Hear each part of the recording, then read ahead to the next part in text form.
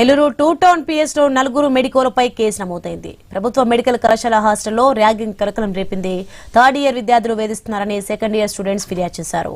ఇప్పటికే 16 మంది వైద్య విద్యార్థులను హాస్టల్ నుంచి సస్పెండ్ చేశారు. ఈ ఘటనపై డైరెక్టరేట్ ఆఫ్ మెడికల్ ఎడ్యుకేషన్ విచారణ కమిటీ ఏర్పాటు చేసింది. ర్యాగింగ్ వివాదంపై మరింత సమాచారం మా ప్రతినిధి భార్గవ్ అందిస్తారు. ఏలూరులోని ప్రభుత్వ మెడికల్ కళాశాలకు సంబంధించి ర్యాగింగ్ వివాదం చెలరేగుతోంది. దీని మీద మాట్లాడేందుకు మనతో Eluru two town CI Ashok Kumar ఉన్నారు. సార్, ఏలూరు మెడికల్ కాలేజీలో ర్యాగింగ్ జరుగుతుంది అంటున్నారు. అసలు ఏం జరుగుతుంది, విచారణలో ఏం తెలిసింది? సో అది ఇంటర్నల్గా ర్యాగింగ్ సంబంధించి వాళ్ళ ప్రిన్సిపల్ గారు వాళ్ళు ర్యాగింగ్ కమిటీ విచారణ చేపడుతుంది. మేమైతే మా దగ్గరకు వచ్చిన ఫిర్యాదు మేరకు ఒక సెకండ్ ఇయర్ విద్యార్థిని ఫైనల్ ఇయర్ విద్యార్థులు కొట్టుకోవడంలో ఒక సెకండ్ ఇయర్ విద్యార్థికి దెబ్బలు తగిలినని చెప్పడంతో దాని మీద కేసు అయితే నమోదు చేస్తాం. అది మేము దర్యాప్తు చేస్తున్నాం. ఆ దర్యాప్తులో భాగంగా వాళ్ళు ఏమైనా ర్యాగింగ్ అని ఇవన్నీ ఉంటే కనుక అదే విషయాన్ని మేము కమిటీ ముందు కూడా తెలియపరుస్తాం. అలాగే కమిటీ ఇచ్చిన నివేదిక ఆధారంగా కూడా మేము చర్యలు తీసుకుంటాం. అంటే మొత్తం ఎంతమంది విద్యార్థులు వివాదంలో ఉన్నారనుకోవచ్చు? మీరు ఏమైనా కౌన్సిలింగ్ ఇవ్వడం జరిగిందా? అలాగే ఎంతమందికి మేము కేసు పెట్టారు?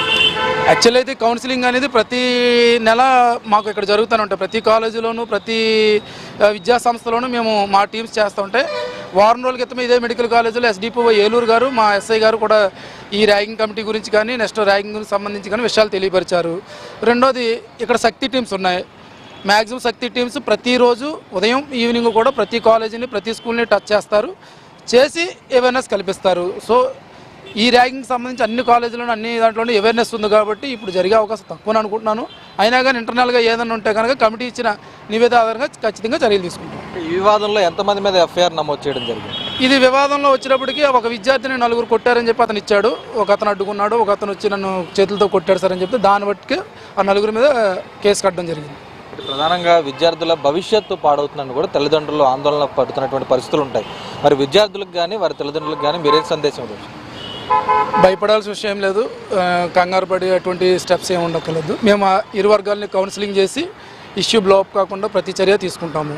ప్రతి విద్యార్థికి కౌన్సిలింగ్ చేస్తాం. భవిష్యత్తుపై ఖచ్చితంగా ఇటువంటి మళ్ళీ తిరిగి ఇదే మెడికల్ కాలేజీలో పునరావృతం కాకుండా ఖచ్చితమైన చర్యలు తీసుకుంటాం. విద్యార్థులు సమాచారం ఇస్తే మీకు తెలుస్తుందా, లేదంటే కాలేజీ సంబంధించినటువంటి అధికారులైన సమాచారం? సార్, విషయం ఏంటంటే మాకు వచ్చేటప్పటికి ఓపీ అవుట్ పోస్ట్ ఉంటుంది.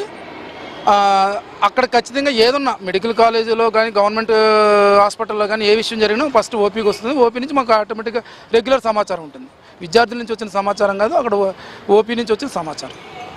అది చూస్తున్నాం కదా, ఏలూరు ప్రభుత్వ మెడికల్ కాలేజీలో జరుగుతున్నటువంటి ఘటనకు సంబంధించి కూడా 4 మీద ఎఫ్ఐఆర్ నమోదు చేయడం జరిగింది. చూస్తున్నాం, టూ టౌన్ పోలీస్ స్టేషన్ పరిధిలోనే ఈ మెడికల్ కళాశాల కూడా ఉంది. ప్రభుత్వ మెడికల్ కళాశాల థర్డ్ ఇయర్ విద్యార్థులు సెకండ్ ఇయర్ విద్యార్థులపై దాడి చేసినట్లు మెడికల్ ఆసుపత్రి ఏదైతే ఉందో ఆసుపత్రి నుంచి వచ్చినటువంటి సమాచారం మేరకు కేసు నమోదు చేశాం, విచారణ కూడా చేపట్టాం. అలాగే కాలేజీలో ఉన్నటువంటి ర్యాగింగ్ సంబంధించి కూడా మెడికల్ కౌన్సిల్ కూడా విచారణ కొనసాగుతుంది. విచారణ పూర్తయిన తర్వాత ఇంకా నిజంగా ర్యాగింగ్ జరిగినట్లు ఏదైనా నిరూపణ అయితే కనుక వారిపై కూడా తాము చర్యలు తీసుకుంటామనేది కూడా ఏలూరు టూ టౌన్ సిఐ స్పష్టం చేస్తున్న పరిస్థితి కూడా ఉంది.